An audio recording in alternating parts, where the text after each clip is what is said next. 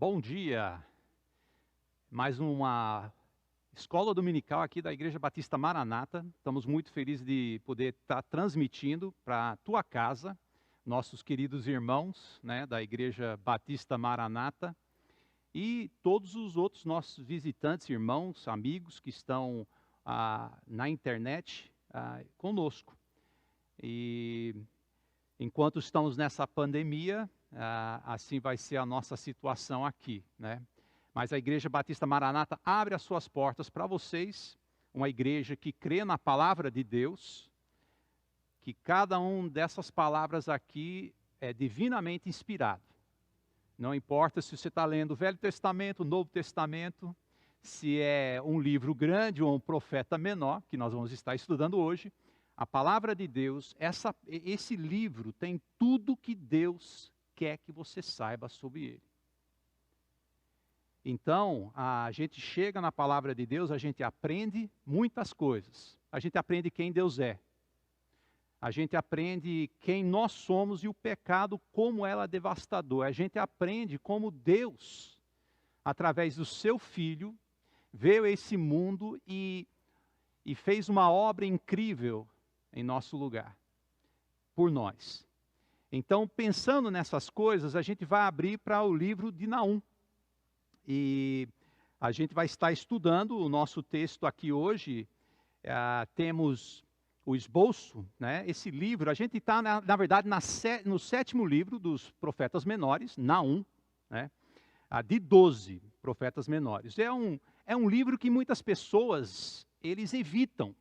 Porque ao ler esse livro, você vai ver, e o nosso esboço mostra a certeza do julgamento de Deus sobre Nínive.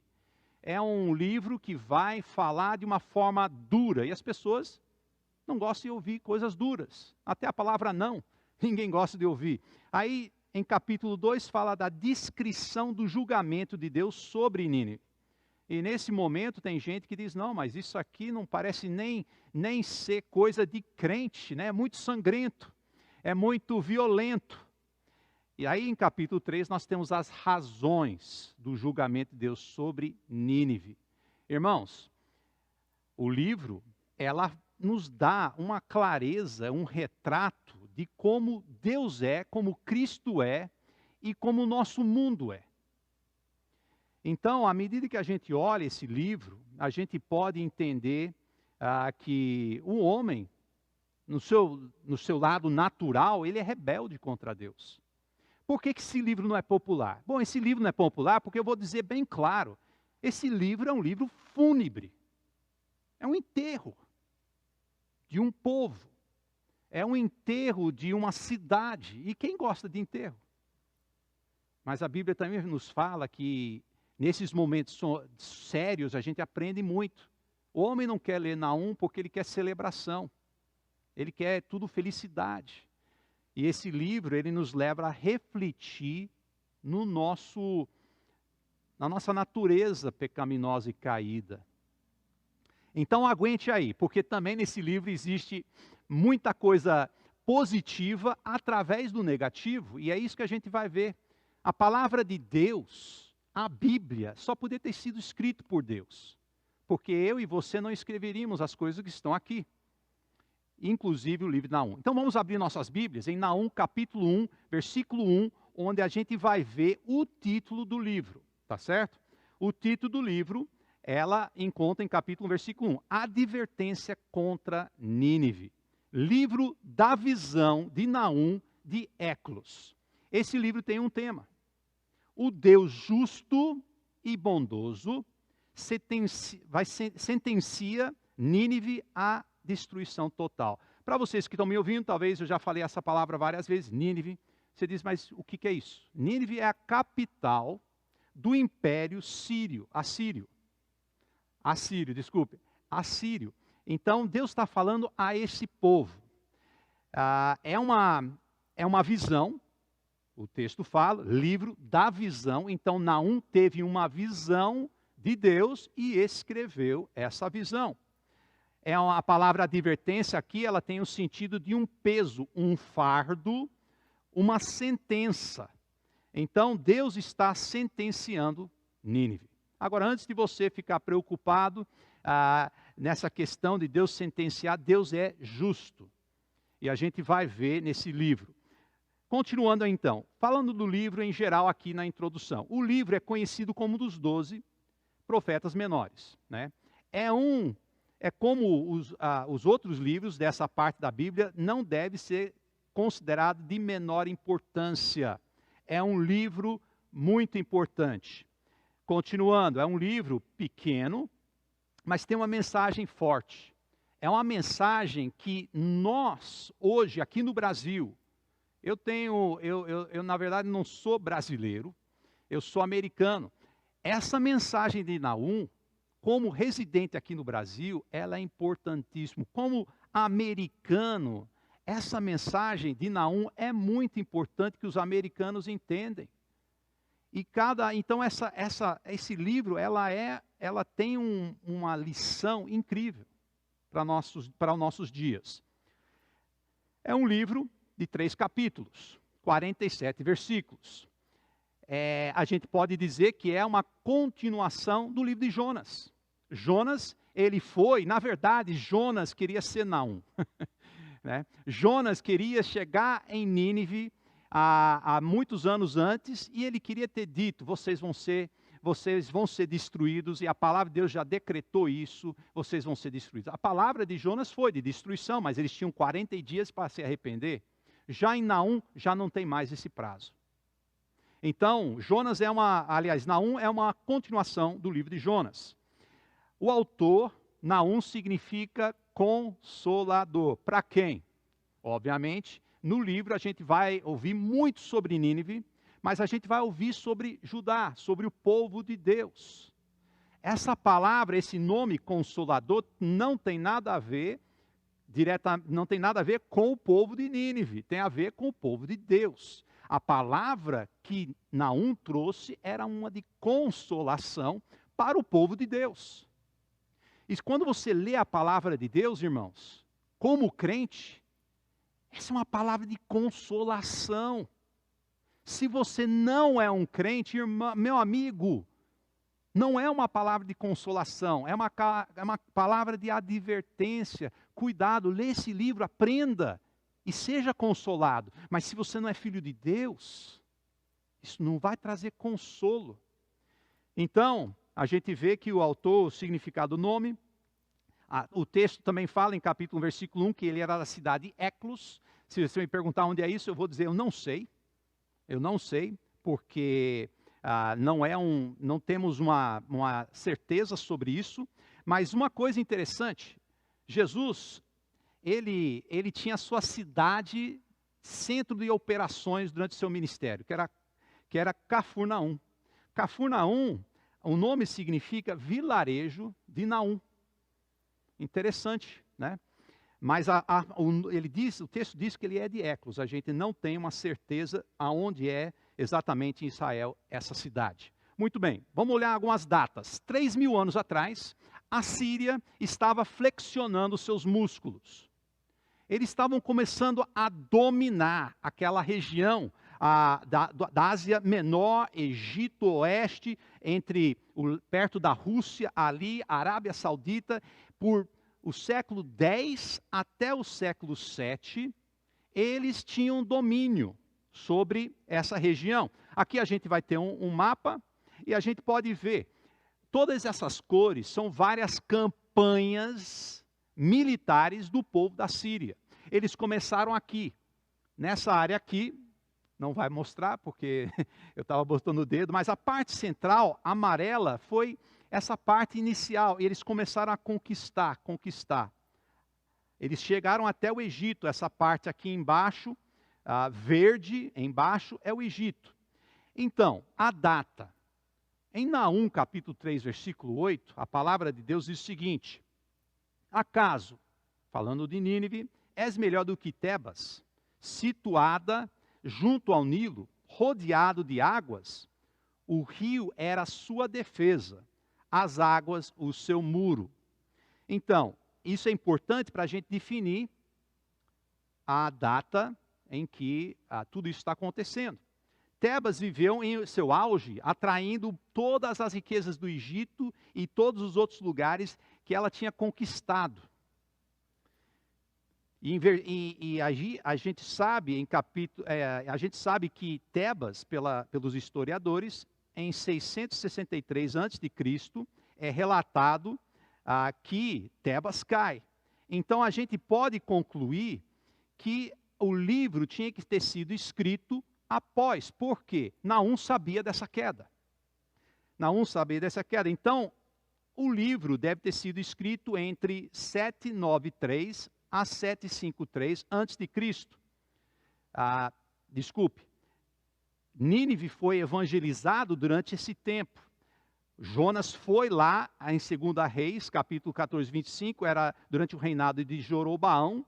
Jonas, ele era o mensageiro, ele era o profeta naquela época, e ele foi. Em 663 a.C., temos a queda de Tebas, no Egito.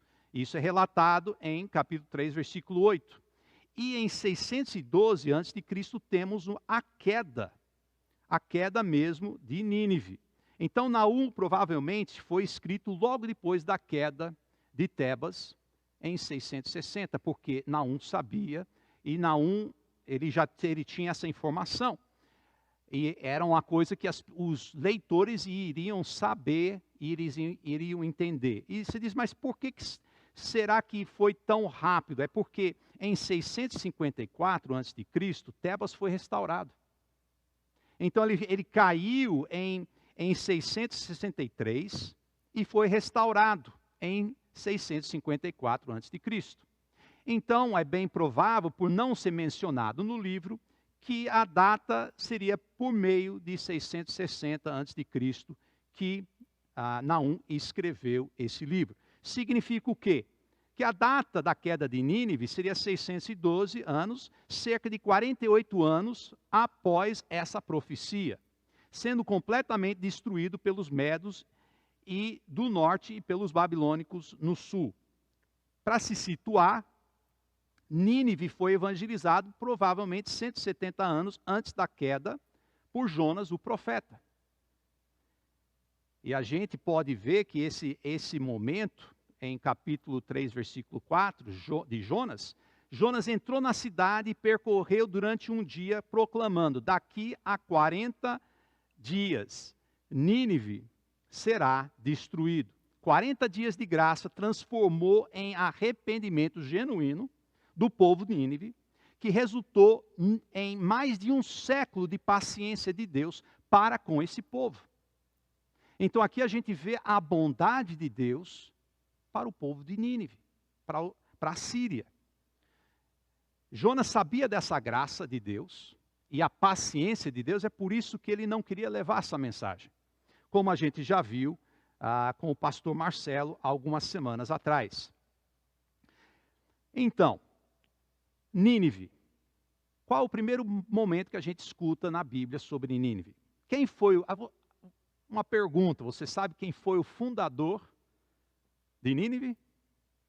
Pois em Gênesis capítulo 10, versículos 8 a 11, nós podemos saber quem foi o fundador de Nínive. Cush, que era filho de Cã, que era filho de Noé, né, gerou também Nimrod, o primeiro homem poderoso na terra. Ele foi mais valente dos caçadores e por isso se diz, valente como Nimrod. No início do seu reino, abrangia Babel, Ereque, Acade, Calné, na terra de Siniá.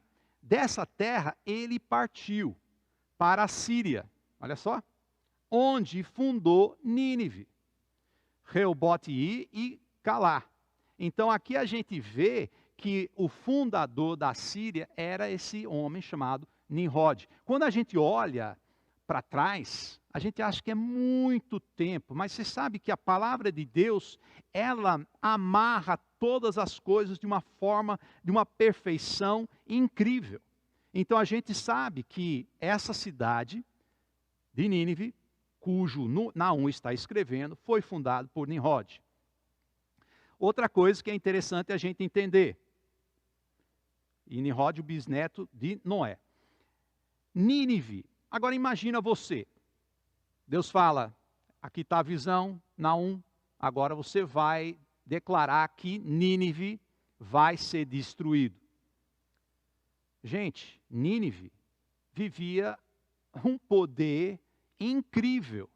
Seria como a gente olhar e dizer, os Estados Unidos em 5 dias, daqui a alguns anos vai cair. Mas como? É o poderio, né? Olha os Estados Unidos, bom, se bem que esses dias não é muito bom ali, mas o ponto é, Deus disse para Naum que Nínive seria destruído, humanamente falando, isso era um absurdo, porque ela era impregnável. 30 metros de altura eram as paredes suficientemente largas que as carruagens andavam por cima dos muros. Olha só, tinha uma circunferência de cerca de 95 quilômetros, Nínive, com torres adornando, mais de 1.200 torres adornando essa cidade. Estamos falando de uma cidade poderosa. E Deus está dizendo, acabou. Do lado você vê um rio, o rio Tigre. Então, aqui a gente vê o conflito, a gente vê a tensão. Naum tem a palavra de Deus, que vai de encontro com que os olhos e os ouvidos e a experiência humana, ela vem nos mostrando. É o que nós temos hoje. Deus fala as verdades dele e a gente olha ao nosso redor e a gente tem dificuldade de acreditar. Pois eu espero que ao estudar Naum, você entenda que o que Deus fala vai ser cumprido. Que o que Deus fala é certo. Então, o primeiro ponto, no nosso esboço, a certeza do julgamento de Deus sobre Nínive. Olha aqui o que Naum fala, capítulo 1, versículo 2. O Senhor é Deus zeloso e vingador. O Senhor é vingador, seu furor é terrível. O Senhor executa a vingança. Ele fala que Deus é zeloso, ele fala que Deus é vingador 3 vezes. E logo no segundo versículo, muitos crentes, muitas pessoas já começam o que é isso? Tanta vingança, cadê a paz? Mas é que você tem que entender o que Deus está falando aqui. Então, olhando, certeza por que vai ser julgado? Primeira coisa, certeza porque Deus é zeloso. Zeloso de quê? Nesse livro a gente vai ver que Deus é zeloso por sua palavra. Ele vai decretar e Deus é zeloso. Tudo que ele fala nesse livro vai acontecer. Também ele fala que ele é zeloso pelo seu povo Judá, os escolhidos. Deus é zeloso por sua palavra, Deus é zeloso pelo seu povo e Deus é zeloso pelos seus planos. Isso vai ficar bem claro dentro do livro de Naum. Então o zelo aqui, Deus é zeloso pelas coisas boas, coisas que vão nos dar constância, que podemos saber que a palavra de Deus ela vai ser cumprida. Podemos saber isso. E aí fala que Deus é vingador. Mas aí ele continua, o que ele é vingador? O Senhor não deixará impune o culpado, pois é justo. Então a vingança aqui, irmãos, não é a nossa vingança. A vingança aqui é uma justiça que Deus tem. Porque Deus, ele vai trazer todas as coisas. Quantas vezes a gente não escuta as pessoas dizendo, cadê Deus? Olha o que o fulano fez.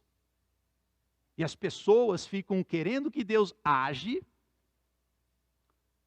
na vida dos outros. Na minha vida não. Mas Deus ele é justo. Enquanto você não vê ele agindo, ele está agindo. Esse é o ponto de Naum. Ele recebeu a visão, Deus está agindo, mesmo que Nínive parece impregnável. Deus está agindo. A certeza, além de zelo e vingança, a certeza porque Deus é paciente. Olha capítulo 1, versículo 3. O Senhor é muito paciente. O Senhor não deixará impune o culpado. Qual era o problema de Jonas? Ele era impaciente. Ele queria que Deus punisse agora. Então, em Jonas vemos a paciência de Deus, em Naum vemos a justiça de Deus. Então, Deus é paciente. Mesmo quando você passa por um período que você sente que Deus não está fazendo algo, entenda, Deus, Ele é paciente. Ele é paciente comigo, Ele é paciente com você. Então, Deus está agindo. Jonas e Naum são um exemplo do que a gente aprende em Gênesis capítulo 15, versículo 16. Olha só esse versículo interessante. Deus está falando com Abraão, ele fala, na quarta geração os seus descendentes voltarão para cá. Estavam no Egito. Voltarão para cá, porque a maldade dos amoreus ainda não atingiu a medida completa. Qual é a paciência de Deus? Deus, ele vai trabalhando pela sua graça e a sua paciência. Chega um ponto que Deus diz basta. E vem a justiça de Deus. Os amoreus, nesse momento em que Abraão estava conversando com Deus, não era o momento certo. Você crê no momento certo, meu amigo? Das coisas? Tem hora que a gente tem dificuldade de crer. Jonas não era o momento certo de Deus julgar. Mas Naum, com certeza, Deus irá julgar Nínive. Sem dúvida, porque Ele é zeloso, porque Ele é justo, porque Ele é paciente e gracioso. Mas tem mais uma coisa. A conquista de Josué e a destruição de Nínive serviriam a dois propósitos, a graça e a justiça. No tempo de Jonas e de Abraão, Deus estava mostrando graça aos amoreus e aos assírios. No tempo de Josué e Naum, Deus estaria mostrando a sua justiça para com os amoreus e assírios. Então a gente vê essa dinâmica. Mas existe mais um ponto que Naum vai deixar muito claro. Em versículo 3. Paciente, mas o seu poder é imenso. O Senhor não deixará impune o culpado. Certeza que Deus é poderoso. Ele é maior do que esse coronavírus. Ele é maior do que qualquer dificuldade que você está passando. E nesse ponto a gente vai ver, nesses textos agora, a gente vai ver os recursos poderosos, nós vamos ver o refúgio poderoso e a remoção poderosa. Então vamos olhar o texto. O seu caminho está no vendaval e na tempestade. O poder sobre os vendavais e as tempestades. E as tempestades vão vir contra Nínive. O rio Tigre, ela vai encher. E vai de encontro com as paredes. Porque Deus é poderoso. Não será problema lidar com Nínive. Porque Deus é poderoso. Esse próximo, e as nuvens são poeira dos seus pés. Os passos de Deus são tão grandes que Ele cobre todo o céu com seus passos. Deus é poderoso.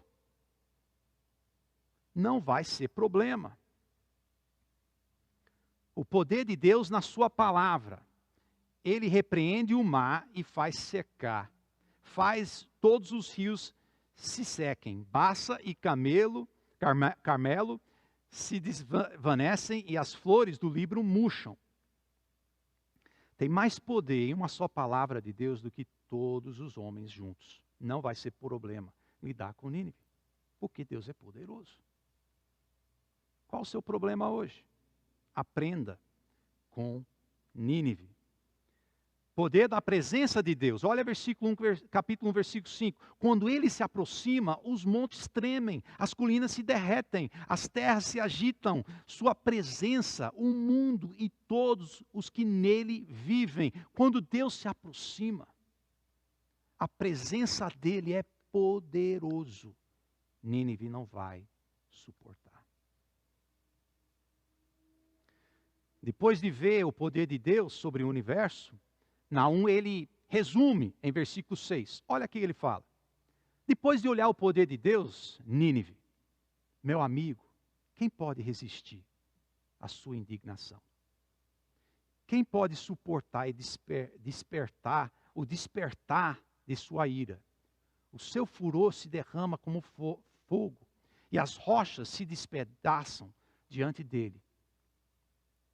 Por quê? Porque Deus é justo, contra o pecado. Mas a presença de Deus, Ele é simplesmente, não existe ninguém que consegue resistir o Deus verdadeiro. Então vemos aqui o poder de Deus, né? Aí a gente pode olhar aqui em versículo 7, o refúgio poderoso. Olha só, ele fala do poder contra a Síria, agora ele vai falar do refúgio. Ele fala, o Senhor é bom, um refúgio em tempos de angústia. Ele protege os que nele confiam. Esses dias, o meu amigo Marco, ele disse, eu usei esse versículo em Naum para justamente consolar a minha família com esse versículo. E é um consolo. Mas lembre, Deus é bom e Deus é um refúgio para quem? Aquele que confia nele. Não é para qualquer um. Você confia nele? Ele é refúgio. Refúgio poderoso. Ele protege o que nele confiam.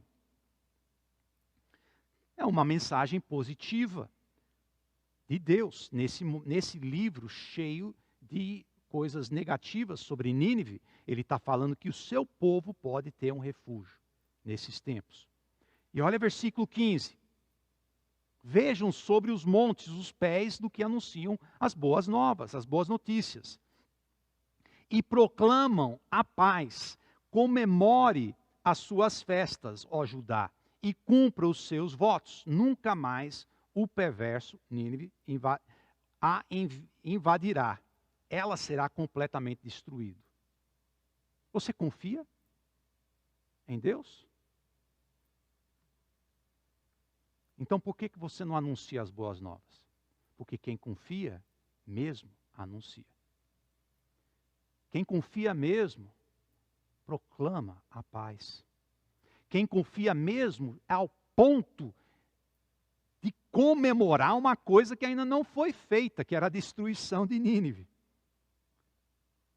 E confia ao ponto de cumprir o seu voto, aquilo que você prometeu a Deus. Confiança em Deus, ela se reflete, em versículo 15, nessas 4 coisas. Ele é refúgio. Ele traz paz para aquele que crê nele. Mas aquele que crê nele, crê nas boas novas ao ponto de falar e proclama a paz e comemora os seus feitos e cumpre os seus votos. Então nós temos o refúgio poderoso. E aí versículo 8, temos a remoção poderosa. Ele fala aqui, mais uma enchente devastadora dará fim a Nínive. Expulsará os seus inimigos para a escuridão. Para vocês, se você for estudar a história da Síria e Nínive, você vai saber que o rei da Babilônia, Nabopolassar, ele passou 3 anos atacando Nínive. 3 anos. Ele teve 3 ataques maciços, sem sucesso. E Nínive, lá dentro, celebrando, porque ninguém conseguia alcançá-los. E aí, o que Deus fez? Versículo 8. Mas com uma enchente devastadora, dará fim a Nínive. As águas do Tigre vieram, bateram na parede, criaram um rombo, e os soldados inimigos entraram por esse rombo. E Deus recebe a glória.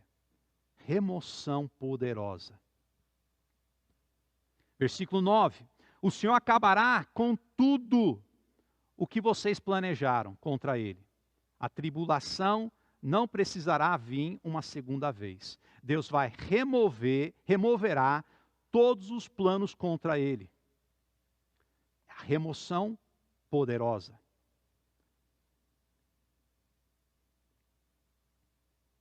Versículo 10: embora estejam entrelaçados como espinhos e encharcados de bebida, como bêbados, serão consumidos como a palha mais seca. Você já tocou fogo em palha, meu amigo? Não demora, né? Num instante. Deus removerá com rapidez. O que aconteceu quando Deus agiu foi rápido. E aí a gente entra em capítulo 2, a descrição do julgamento de Deus sobre Nínive. Aí a gente tem versículos 1 a 6 de capítulo 2, o ataque contra Nínive. E eu quero só salientar em capítulo 2, versículo 1, os verbos. Olha só, o destruidor avança contra você, Nínive. Aí ele fala, guarde a fortaleza, vigie a estrada, prepare a resistência, reúna todas as suas forças. Irmãos, Deus não está agindo amanhã, Deus está agindo hoje. É isso que ele está dizendo. A confiança de Naum ao relatar o ataque iminente. Deus, ele está agindo hoje, não é amanhã. E tantas vezes o inimigo fala, deixa para amanhã. Deus não vai agir agora. Deus está agindo hoje. E é assim que ele escreve. Olha versículo 3 de capítulo 2. Os escudos e os uniformes dos soldados inimigos são vermelhos. Os seus carros de guerra reluzem quando se alinham para a batalha. Agitam-se as lanças de pinho. A confiança de Naum ao relatar os detalhes dos soldados que viriam contra a Síria e Nínive. Tem detalhes. Porque é uma visão de Deus. Os soldados estariam vestidos dessa forma. Versículo 4, os carros de guerra percorrem loucamente as ruas e se cruzam velozmente pelos quarteirões, parecem tochas de fogo e arremessam-se como relâmpagos. A confiança de Naum ao relatar a velocidade com que esse exército viria contra Nínive. A derrota e o saque de Nínive, capítulo 2, versículos 7 a 11, e eu só vou ler, ou só vou destacar algumas frases que descrevem esse momento, certo? Capítulo 2, versículo 7, as jovens lamentam sua derrota, gemem como pombas sendo levados pelo seu cativeiro. Capítulo 2, versículo 8, Nínive é como um açude rompido, que deixa vazar o seu povo. Muito interessante essa frase, né? Aquela represa forte, que juntava toda aquela população que é simbolizado pela água, agora vaza por todo lado. Uma ruína de uma cultura, de um povo que não temia a Deus.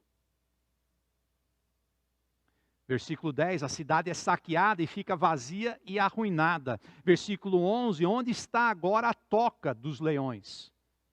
Os leões que comiam, levava a cativo os outros povos, matando com violência, para dar aos seus filhotes. Versículo 13, estou contra você, declara o Senhor dos Exércitos, queimarei no fogo os seus carros de guerra, e a espada matará os seus leões. Eliminarei da terra a sua caça, e a voz dos seus mensageiros jamais será ouvida. E interessante que por muito tempo, os estudiosos achavam que esse livro, a Bíblia, estava errado por mencionar a Síria.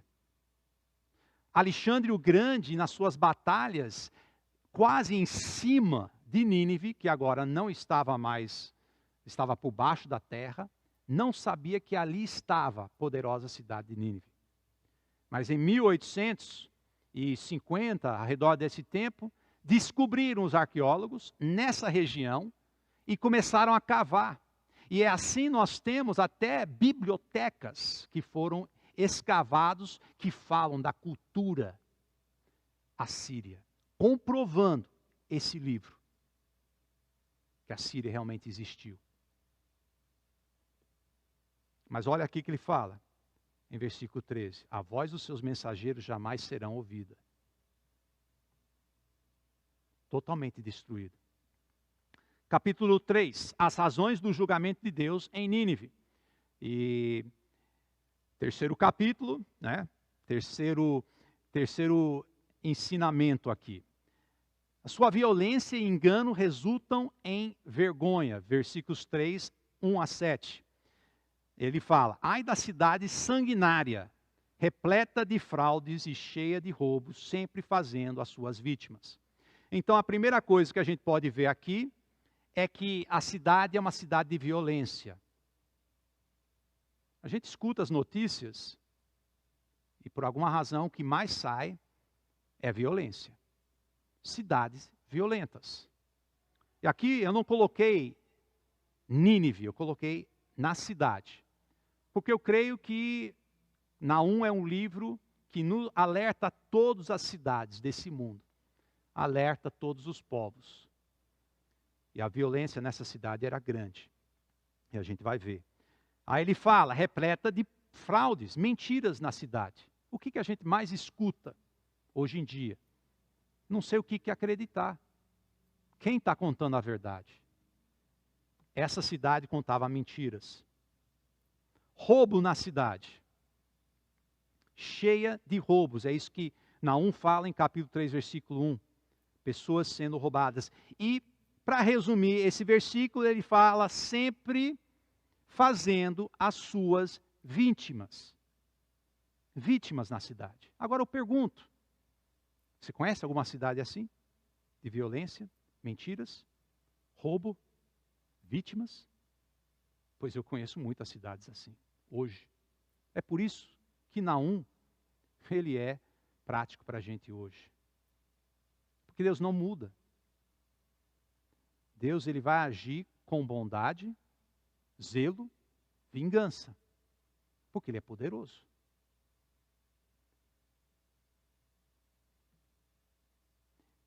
Versículo 4 de capítulo 3, tudo por causa do desejo desenfreado de uma prostituta sedutora, mestra nas feitiçarias, que escravizou nações com a sua prostituição e povos com a sua feitiçaria. Primeiro, a questão aqui de prostituição não é, na verdade, o ato sexual que Naum está falando aqui, ele está falando aquilo que a Síria fazia.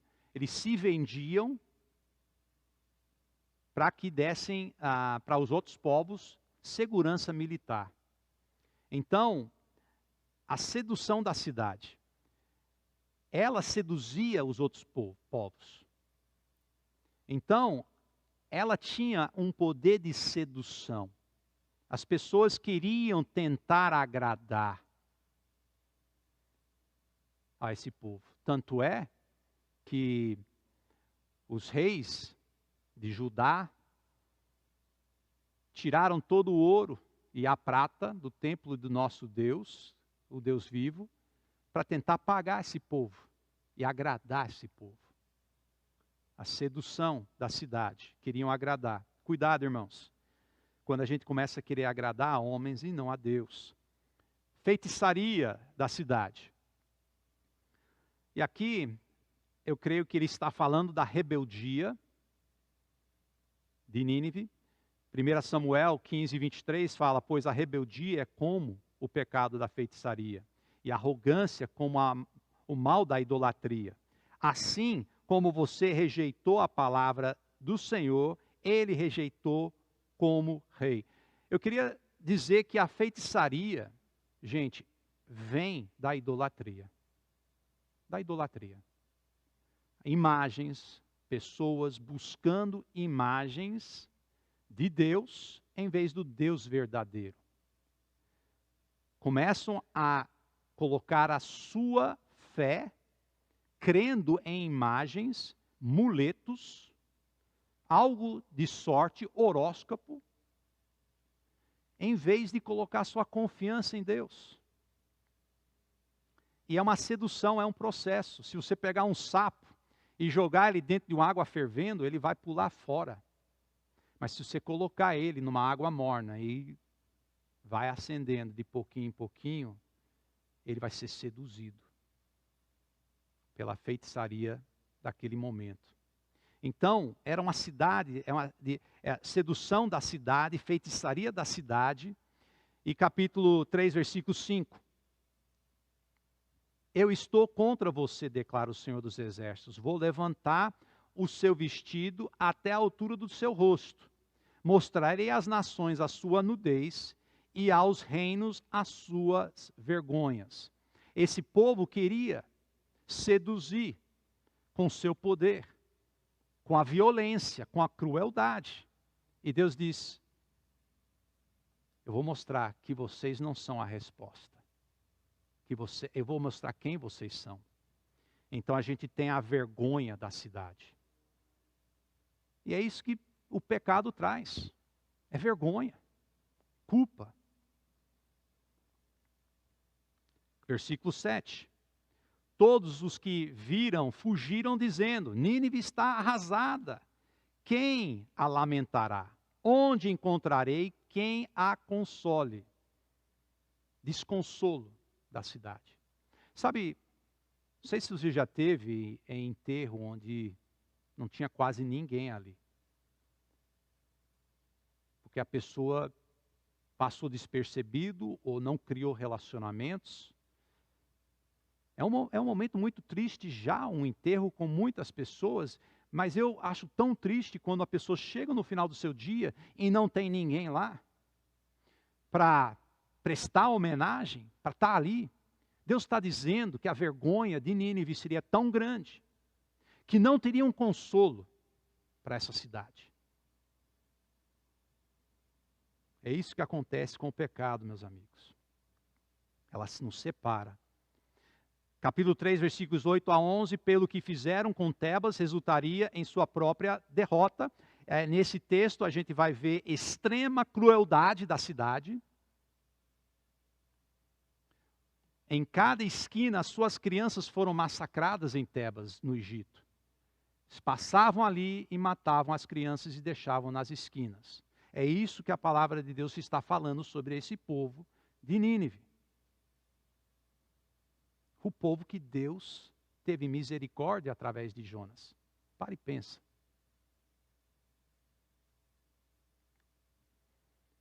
Capítulo 3, versículos 12 a 19, ele vai ser destruído por sua arrogância contra a palavra de Deus.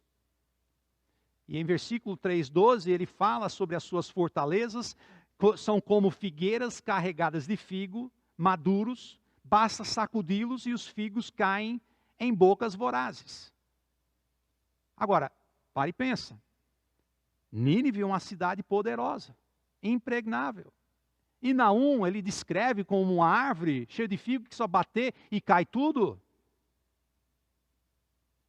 Mas eles viviam uma falsa segurança da cidade. E o inimigo, ele é perito em fazer a gente sentir uma segurança falsa. E a gente tem que lidar, tem que deixar Deus lidar conosco naquilo que é o nosso pecado. É a nossa natureza. Capítulo 3, versículo 16. Você multiplicou os seus comerciantes, tornando-os mais numerosos do que as estrelas do céu. Mas como os gafanhotos devastadores devoram o país e depois voam para longe. Comerciantes destruidores da cidade. Eles saíam para os outros lugares, eles arrasavam com todos os recursos naturais dos outros povos e levavam de volta para a sua cidade. Comerciantes destruidores da cidade. Eu já vi esse tipo de pessoa hoje. Só pensa no lucro. Se alguém vai ser machucado, se alguém vai ser prejudicado, não importa. O que importa é a linha final do meu saldo, subindo. Problema de Nínive. Problema do homem hoje. Capítulo 3, versículo 17. Agora falando de próprio Nínive, os seus guardas são como gafanhotos peregrinos, os seus oficiais como enxames de gafanhotos que se juntam sobre os muros em dias frios. Mas quando o sol aparecer, esse sol aparecendo vai ser o ataque, eles voam, ninguém sabe para onde. Na hora do ataque, onde Deus abriu as comportas do rio Tigre, os guardas da cidade sumiram. Guardas somem na cidade. Uma segurança falsa. Versículo 18 fala da liderança de Assíria. Ó rei da Síria, e os seus pastores dormem, os seus nobres endormecem, e o seu povo está espalhado pelos montes, e não há ninguém para reuni-lo. Sem liderança, o povo espalha da cidade. Sem esperança. E aí, a última coisa que a gente vê aqui, versículo 19. Não há cura para a sua chaga. A sua ferida é mortal. Quem ouve notícias a seu respeito bate palmas pela sua queda, pois quem não sofreu a sua crueldade sem limites. Ferida mortal da cidade. Agora pare e pense, quantas vezes nós temos visto na história da humanidade Nínives recebendo feridas mortais. Impérios caindo, cidades caindo. Isso tem sido ao longo da história do mundo. Porque Deus, Ele é justo, é zeloso, mas Ele é gracioso e bondoso. Qual é a fase em que você se encontra hoje? Deus está pesando a mão? Deus está sendo gracioso? Saiba entender o momento que você está vivendo. E recebe a palavra de Deus. Implicações do livro de Naum. Naum ensina que Deus, no tempo certo, vai punir o pecado. Então, não se preocupa. Não é o seu dever punir. É o dever de Deus, e Deus está e vai e continuará sempre a punir o pecado, porque é contra a natureza de Deus. Naum ensina que quando esse tempo chegar, é melhor ter Deus como refúgio do que como vingador.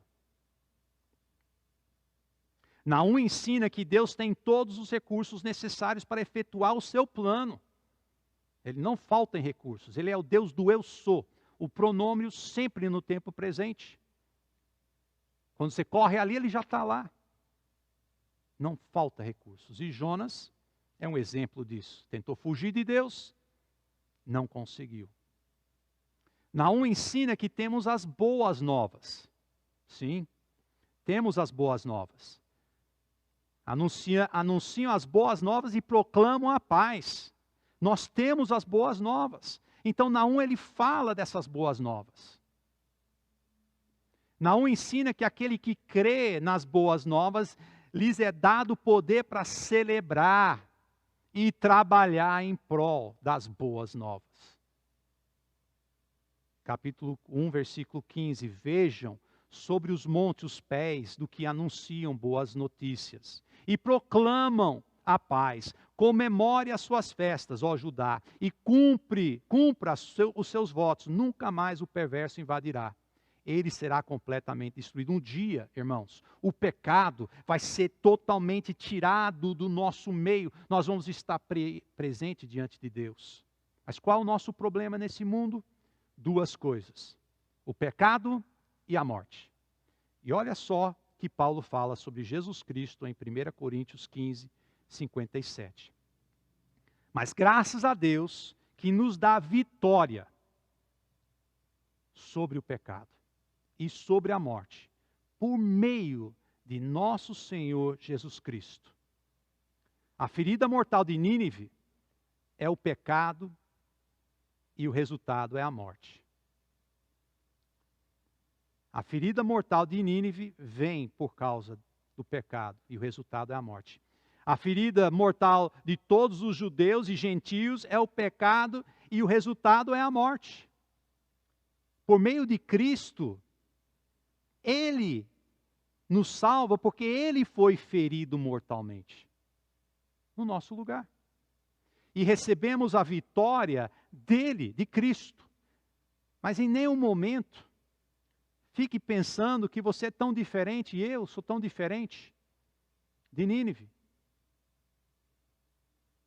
Porque todos nós temos pecado e o resultado é a morte. E todos nós precisamos de Cristo. Em Jonas capítulo 3, versículo 5, capítulo 3, versículos 4 e 5, Jonas entrou na cidade e percorreu durante um dia, proclamando: daqui a 40 dias Nínive será destruído. Os ninivitas creram em Deus. Está aí. Essa geração de Nínive, eles creram em Deus. 170 anos depois, bem diferente. Naum capítulo 1, versículo 7, o Senhor é bom, um refúgio em tempos de angústia. Ele protege que neles confiam. Qual vai ser a nossa sentença? Capítulo 1, versículo 1, a advertência, a sentença contra Nínive. Irmãos, não tem ninguém que vai receber uma sentença de inocente. Ninguém. Todos vão receber a sentença de culpado. Mas podemos ser perdoados por meio de Cristo. Por quê? Nas nossas cidades existe violência, mentiras, roubo, vítimas, extrema crueldade. E as nossas cidades têm uma ferida mortal, que somente Cristo pode resolver. Um dia, você recebeu a Cristo. Em nenhum momento, quando você recebeu a Cristo, Cristo declarou você inocente, porque você não era inocente dos seus pecados. E o acusador, ele estava certo em acusar eu e você dos nossos pecados. Como Naum estava certo de acusar Nínive dos seus pecados. Mas Cristo, como o nosso advogado, ele concorda com o veredito que somos culpados do nosso pecado. Mas ele levanta e vai para o juiz todo-poderoso e leva o seu portfólio e abre. E ele mostra, nascido de uma virgem, Cristo curando milagres, Cristo sendo morto, Cristo sendo ressuscitado. E ele entrega esse portfólio e diz: perdoado. Perdoado. Ele volta e senta do seu lado e bota o seu braço ao redor de você. O acusador não pode falar mais nada. Não tem mais nada que ele pode falar. Foi o que aconteceu com Nínive na época de Jonas. Mas na época de Naum foi bem diferente. Minha oração, meus amigos, é que você entenda que o Senhor é bom, um refúgio em tempos de angústia. Ele protege os que nele confiam. Deus, muito obrigado pela tua palavra, muito obrigado por esse livro pequeno que traz uma verdade, que o Senhor é um Deus zeloso por sua palavra, pelos seus planos, pelo seu povo. O Senhor é um Deus bondoso, gracioso, poderoso. Deus, que possamos entender o seu poder, que possamos estar abaixo dos seus braços, sua proteção, o seu refúgio. Deus, muito obrigado por ter me perdoado um dia. E Deus, que possamos proclamar as boas novas de paz, celebrar e cumprir os nossos votos, trabalhando em prol do seu reino. Deus, essa é a nossa oração, em nome de Jesus. Amém.